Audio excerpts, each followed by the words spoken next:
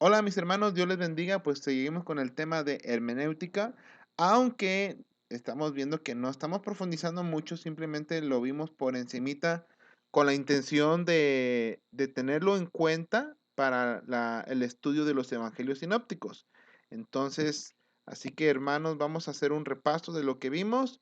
Pongan mucha atención, dice ahí, literal y figurado. Yo soy su pastor Octavio García y en lo que les pueda servir, aquí estamos para servir y estamos a sus órdenes, ¿verdad? Bien, vamos. Entonces, el tipo de lenguaje ya sabemos que hay dos. Número uno, el literal, que es algo claro, directo, no hay nada oculto. Y el figurado, que maneja muchos simbolismos y tiene un significado oculto. Bueno, vamos a empezar con cuatro figuras retóricas, que es el símil, la metáfora, la personificación y los antropoformismos. Antropomorfismos, ¿verdad? Bien, vamos con el primerito que es el más sencillo, que es el símil. Bueno, el símil es, dice, de hecho se parece a la palabra semejante, ¿verdad? Símil. Es una corta oración que compara dos cosas usando conectores como la palabra como, igual, semejante. Y vamos a ver el ejemplo, miren. Juan usó tres símiles para describir a Jesús en Apocalipsis 1:14. Su cabeza y sus cabellos eran blancos como, ¿verdad? Blanca lana, como nieve, sus ojos como lana, perdón, como llama de fuego, ¿verdad?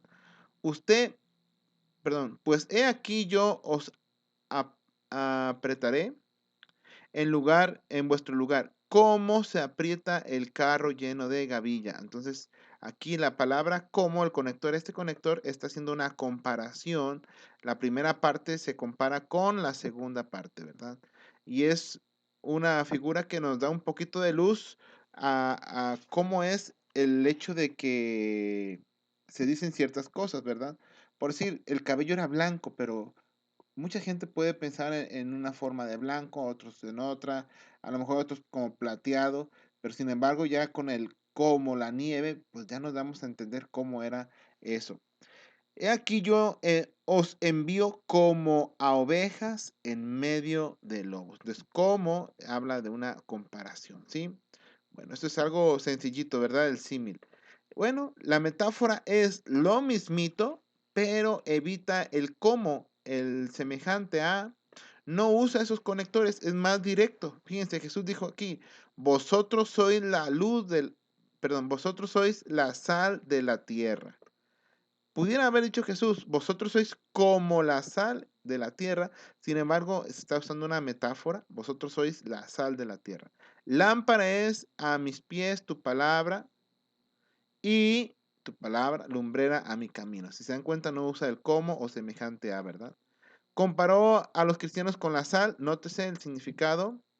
Hubiese sido lo mismo, bueno, ya lo mencionamos. Y miren, todos los versículos estamos poniéndole a veces un énfasis para que se den cuenta de lo que estamos hablando. Bien, antropomorfismos. Y aquí vamos a detenernos un poquito porque a veces al principio que nosotros tomamos esta idea o esta figura retórica, tenemos un choque porque a veces pensamos a Dios o concebimos a Dios de cierta manera que para ayudarnos un poquito a entender a Dios, pero en realidad no es así. Y aquí a veces es donde, híjole, a ver, yo estaba pensando esto, pero no era así. Entonces vamos a ver, miren, vamos a entrar de lleno y ya si hay alguien que tenga alguna duda, pues escríbelas. Yo la verdad no soy un maestro en teología, no soy una persona que tenga doctorados en teología, sin embargo podemos buscar, investigar lo que es el concepto y podemos encontrar una solución, ¿verdad? Esta palabra larga viene de dos palabras griegas, antropo, que significa hombres, y morfos, forma. Un antropomorfismo es parecido a una metáfora que compara a Dios con la forma humana. Dios es invisible, al menos a los ojos que tenemos ahora. Si pudiéramos visión espiritual, ¿qué veríamos? Esa es una buena pregunta, ¿verdad? Y aquí vamos a irnos a Segunda de Reyes 6, 16, 17, cuando estaba Eliseo y ora para que su siervo, para que Dios abra sus ojos espirituales y vea lo que estaba sucediendo espiritualmente. Dice, él le dijo, no tengas miedo porque más son los que están con vosotros que los que están con ellos. Y oró Eliseo y dijo, te ruego, oh Jehová, que abra sus ojos para que vea. Entonces Jehová abrió los ojos del criado y miró. O sea, no estaban los ojos cerrados, ¿verdad? Sino que estamos hablando de los ojos espirituales. Y aquí en el monte estaba lleno de gente de a caballo y de carros de fuego alrededor de Eliseo. Bien, dice aquí, Dios, vamos a entender que Dios es espíritu, no es carne, ¿verdad? Juan 4:23. Pablo nos dice que Dios es invisible y que es imposible que sea visto. Él, hablando de Cristo, es la imagen del Dios invisible, el primogénito de toda la creación. Por tanto, al Rey de los siglos, inmortal, invisible, al único y sabio Dios, sea honor y gloria por los siglos de los siglos. Amén. El único que tiene la inmortalidad y que habita en la luz inaccesible, a quien ninguno de los hombres ha visto ni puede ver, el cual sea la honra, al cual sea la honra y el imperio septieterno. Bueno, ¿cómo es esto? ¿Cómo es que no se puede ver a Dios si en el Antiguo Testamento se dice que Moisés vio la espalda de Dios, ¿verdad? Bueno, imagínense un foco de 100 watts. Ahora ya son más ahorradores, ¿no? Pero bueno, de 15 watts. Conectarlo, hermanos, conectarlo a esa fuente a una alta tensión. ¿Qué va a pasar con el foquito? ¡Puc! ¿Verdad? Si Dios hizo el sol y estamos a una gran distancia desde la Tierra al sol y queremos ver el sol y no aguantamos mucho, nos dañamos la vista. Ahora imagínense si viéramos a Dios con todo su esplendor. Pues la verdad que seríamos como ese foquito, ¿verdad? Bien, sabemos que Dios es una persona. Ok, Dios es una persona. Él es santo y verdadero. Él tiene sentimientos y emociones. Él ama, tiene misericordia y puede ser contristado. También sabemos que somos creados a imagen de Dios. En el futuro sabremos más de lo que sabemos ahora. Bueno, es una revelación que va en proceso, va poco a poco.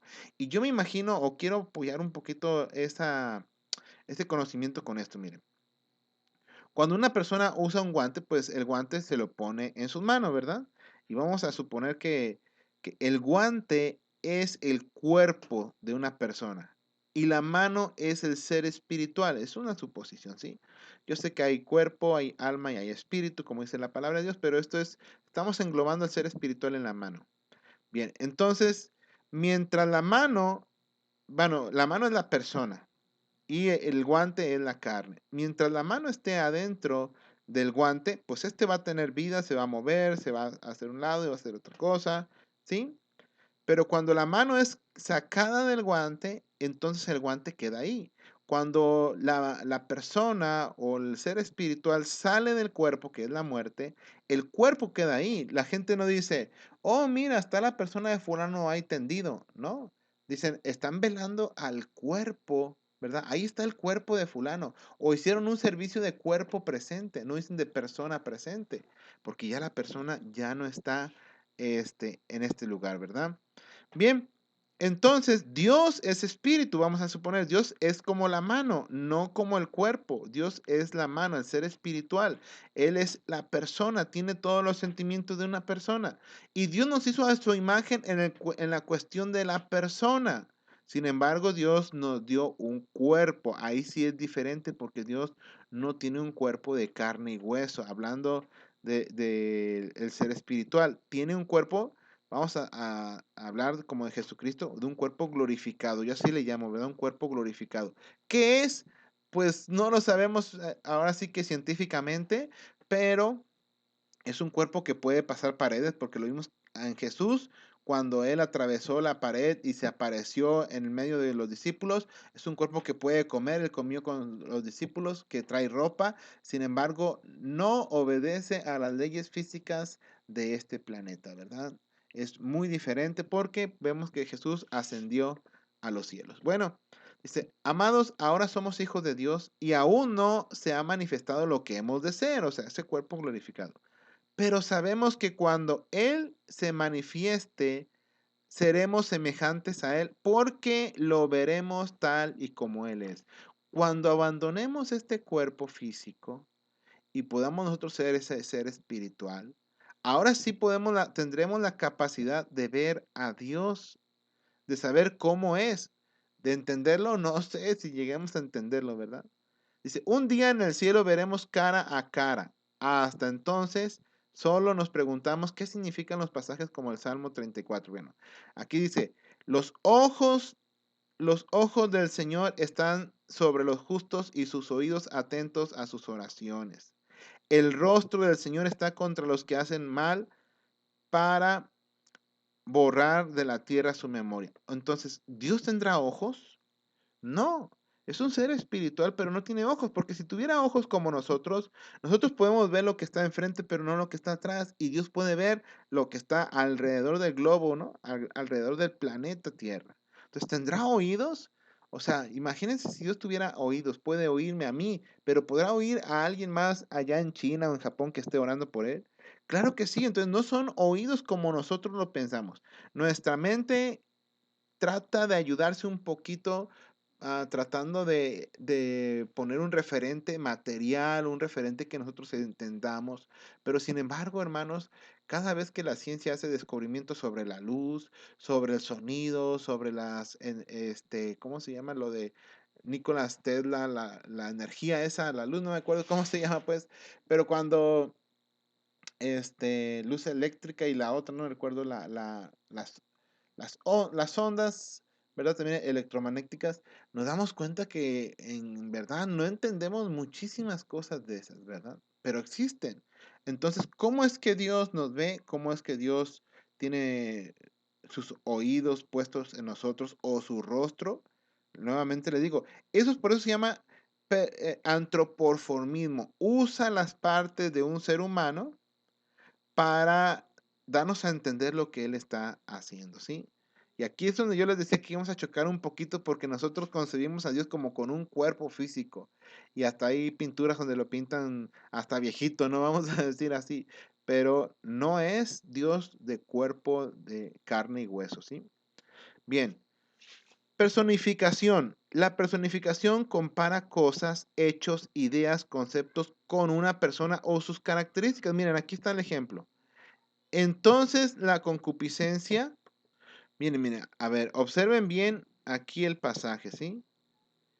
Entonces la concupiscencia después que ha concebido, fíjense, la concupiscencia es un deseo excesivo, ¿verdad? O un deseo. Entonces, ¿cómo es que ha concebido y da a luz? Es como que dicen, crece, nace, crece, se reproduce y muere, ¿no? Entonces, en realidad se está personificando este concepto. Da a luz el pecado y el pecado siendo consumado da a luz la muerte. Aunque nuestras iniquidades testifican, pues ¿cómo un pecado va a testificar o a hablar? Pues no, simplemente se está personificando un pecado. He aquí, clama el jornal. Fíjense, cómo el jornal de un obrero, o sea, mi cartera, vamos a decir así, mi dinero, va a clamar, ya no me gastes, ¿verdad que no? Entonces se está personificando, ¿sí? Los montes y los collados levantarán canción delante de vosotros y todos los árboles del campo darán palmadas de aplausos. Entonces aquí debemos tener cuidado porque ¿qué sucede? Muchas veces nos imaginamos, ¿verdad? Que los árboles estarán aplaudiendo. ¡Eh! ¡Ahí viene el Señor! ¡Eh! Y no, no es así, simplemente es una personificación, ¿sí? Bueno, las parábolas. Vamos a ver las siguientes figuras retóricas que son las parábolas. Dice, una parábola es un símil, pero más largo. De hecho, es una historia corta, un hecho real que contiene una verdad espiritual. Entonces, si se dan cuenta, todas las historias son hechos reales. O sea, no son como las fábulas donde los animales están hablando, donde hay cosas de fantasía, sino cosas que de la vida cotidiana, ¿sí? Cosas que en su alrededor pasaban o que pudieran suceder.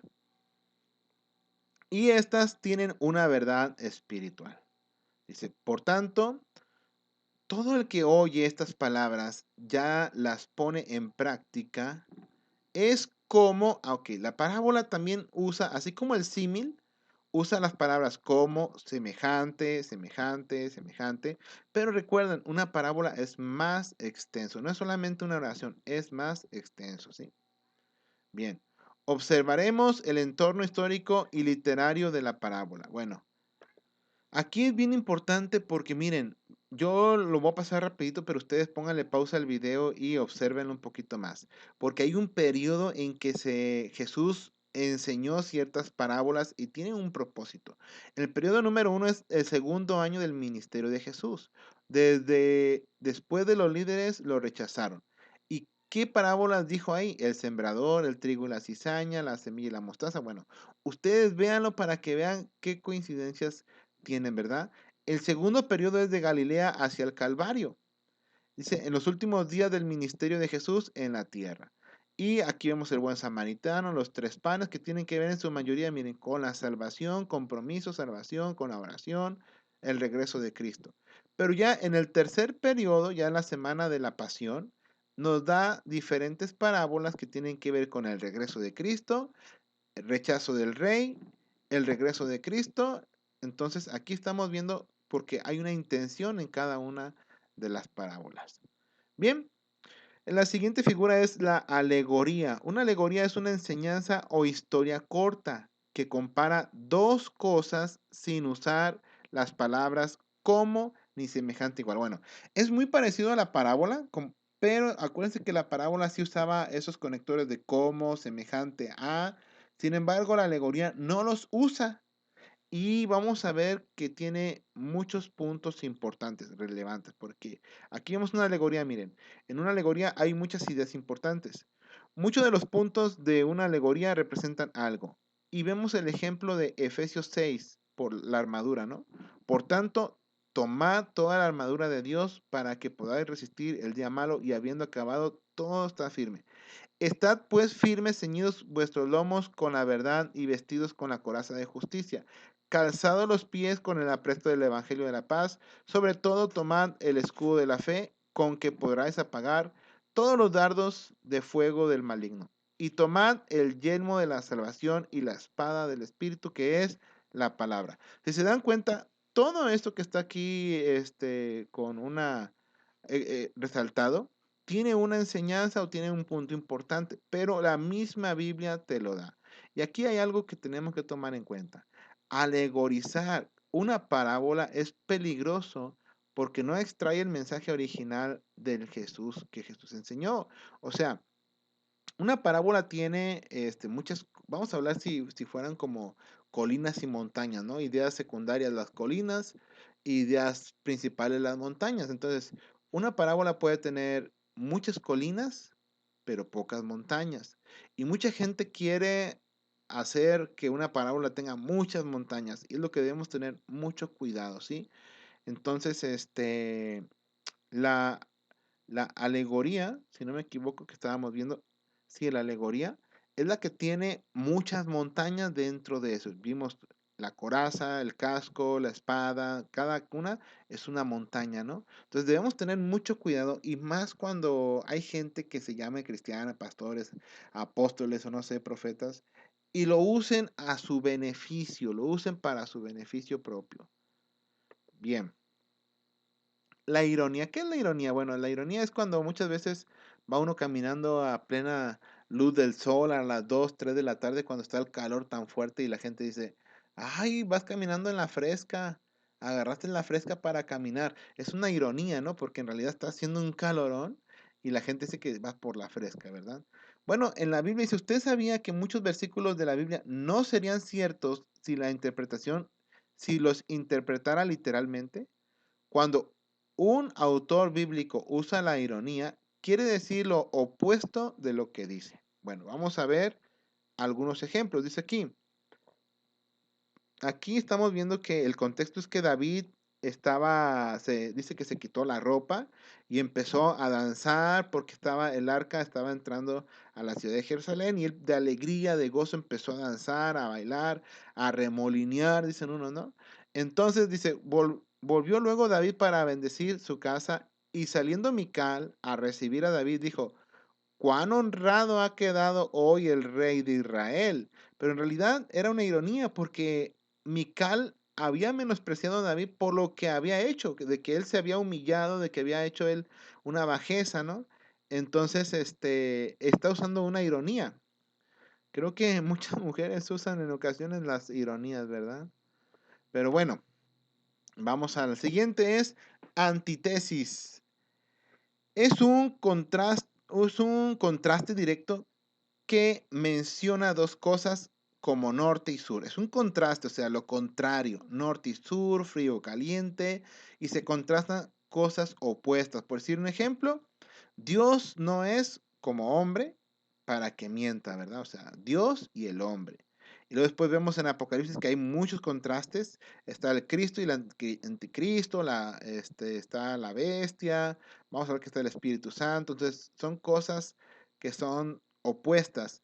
Aquí vemos la ramera del anticristo y la esposa de Cristo, ¿sí? Entonces hay muchos contrastes en el Apocalipsis. Bien, la exageración, también llamada hipérbole. Dice, la hipérbole es una figura retórica que exagera una verdad para comunicar algo.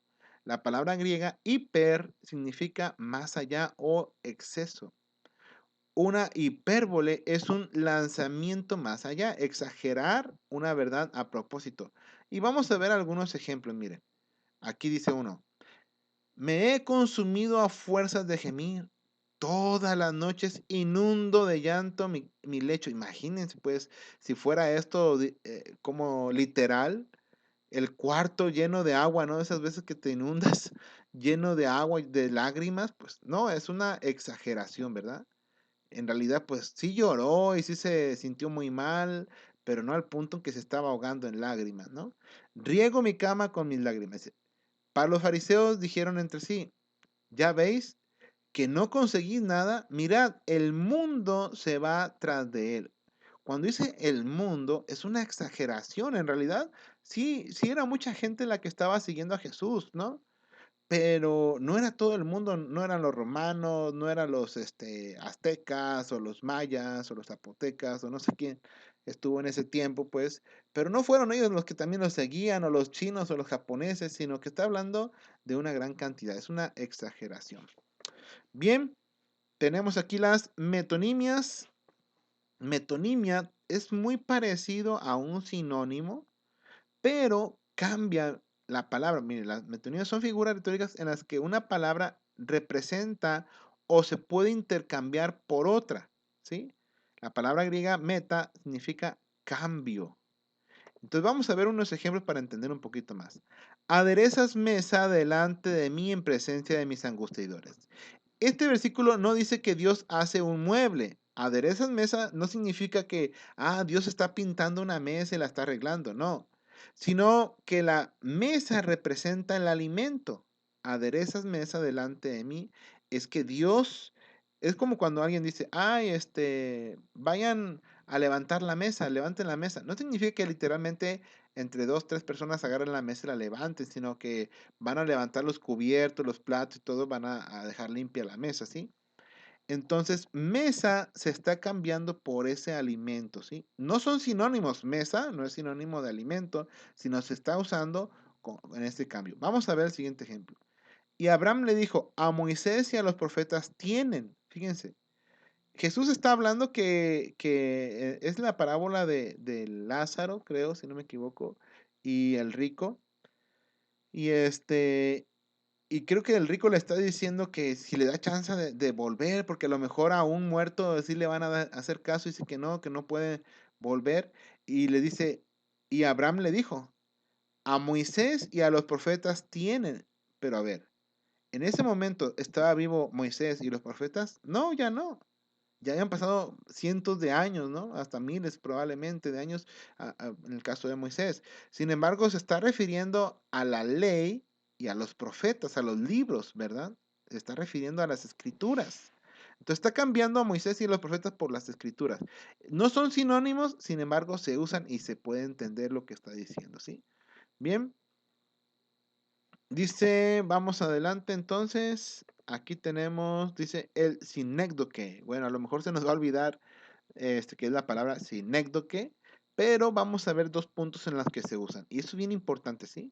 Una parte puede representar todo. El pan nuestro de cada día, dánoslo hoy. Fíjense cómo una parte, el pan. ¿Pero qué representa el pan?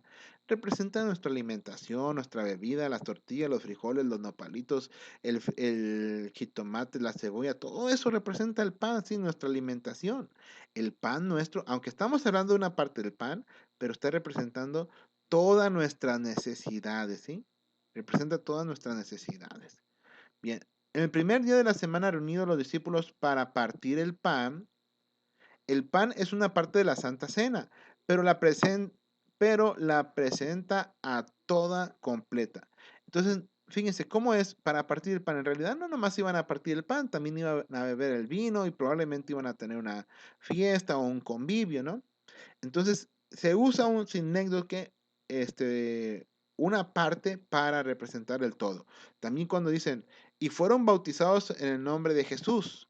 Se está usando solamente una parte en el nombre de Jesús, pero recordemos, hermanos, también que es en el nombre del Padre, del Hijo y del Espíritu Santo, como el mismo Jesús lo ordenó. En todo, en todo puede representar, perdón, el todo puede representar una parte. Fíjense, el todo puede representar una parte. Y aquí lo vemos. Y después de esto derramaré mi espíritu sobre toda carne. Yo me preguntaba y decía, ¿a poco todos van a hablar en lenguas? ¿A poco todos van a tener el Espíritu Santo y todos van a profetizar y todo eso? Pero este es un sinécdoque. O sea, un todo en realidad solamente va a representar una parte. Y aquí lo vemos, dice, todo se refiere a ciertas personas de entre todas las tribus de nación y naciones, especialmente a los que buscan a Dios. El día del Pentecostés, Dios no derramó su Espíritu Santo sobre todos los judíos, ¿verdad que no?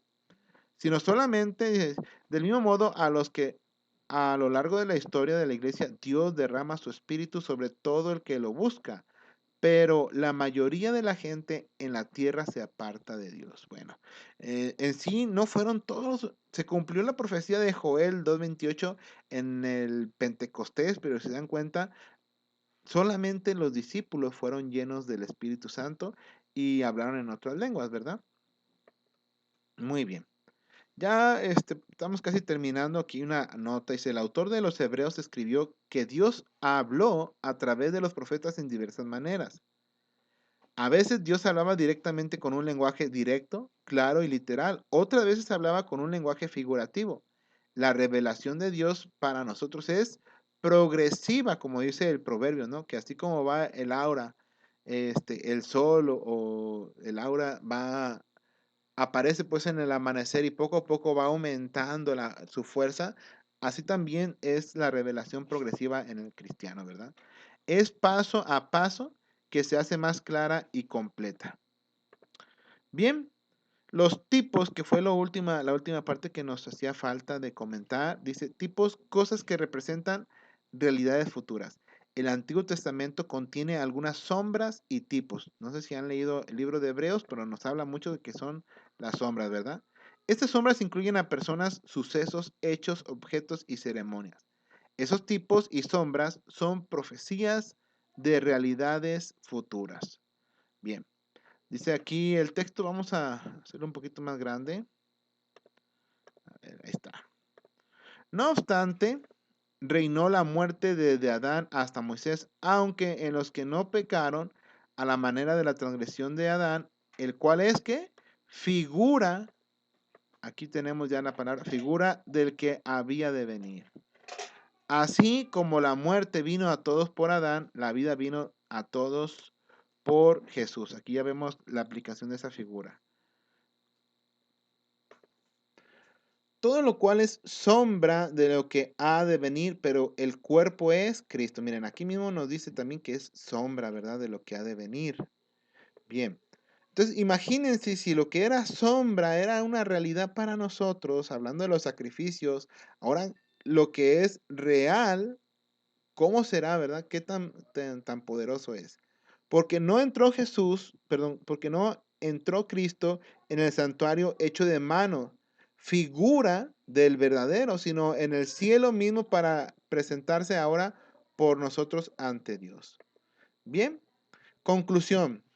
El lenguaje figurativo, bueno, lo anterior sí se entendió, ¿verdad? Que hay unas figuras de Cristo. Algunos, por un ejemplo, Josué puede ser una figura de Cristo. O también José, por la forma en que fue su vida, ¿no? De que, en José, de que sus hermanos lo traicionaron, lo abandonaron, fue vendido y al final de cuentas, pues salvó a sus hermanos del hambre, ¿no? Vamos a decir, sí, tiene una comparación. Ahora sí, la conclusión. El lenguaje figurativo usa muchas palabras como símbolos, figuras retóricas como símiles, metáforas, parábolas, alegorías, metonimias, sinécdoque y tipos. Cuando interprete símbolos, recuerde dos principios que hemos mencionado. Bueno, antes que nada, reconocer el tesoro literario que hay en la Biblia. Porque miren todas estas figuras retóricas que se usan, ¿verdad? Es un tesoro literario, la verdad, lo que hay en la Biblia, como un libro, vamos a decir así. Pero lo más grande sabemos que es la palabra de Dios. Bueno, antes de interpretar un texto, dos cosas que tienes que tomar en cuenta. Siempre use la Biblia para interpretar los símbolos de la Biblia. No te salgas, no pienses en los marcianos, en otras cosas que a veces vemos películas de que, ay, que la película de Noé, que había gigantes, que había esto, que Notre Dame dijo esto, que Maussan dijo que los gigantes. No, no, no. La Biblia se interpreta con la Biblia, ¿sí? Y número dos, reconoce que los escritores bíblicos usan los mismos símbolos en diferentes maneras. Por si lo que un escritor puso a lo mejor es de semilla, puede ser la palabra semilla puede ser también una persona, o puede ser Cristo, o puede ser una ofrenda, ¿sí? Entonces reconoce que los escritores bíblicos usan los mismos símbolos en diferentes maneras. De modo que primero trate de interpretar un símbolo a la luz del contexto. Usa el contexto bíblico para saber. Muy bien, pues hasta aquí, esta es una repasadita de lo que vimos. No estamos introduciéndonos mucho, pero si alguien quiere profundizar, bueno, hay libros que pueden ustedes buscar en internet, pueden comprarlos y estudiarlos un poquito más a fondo. Que tengan un excelente día. Hasta luego.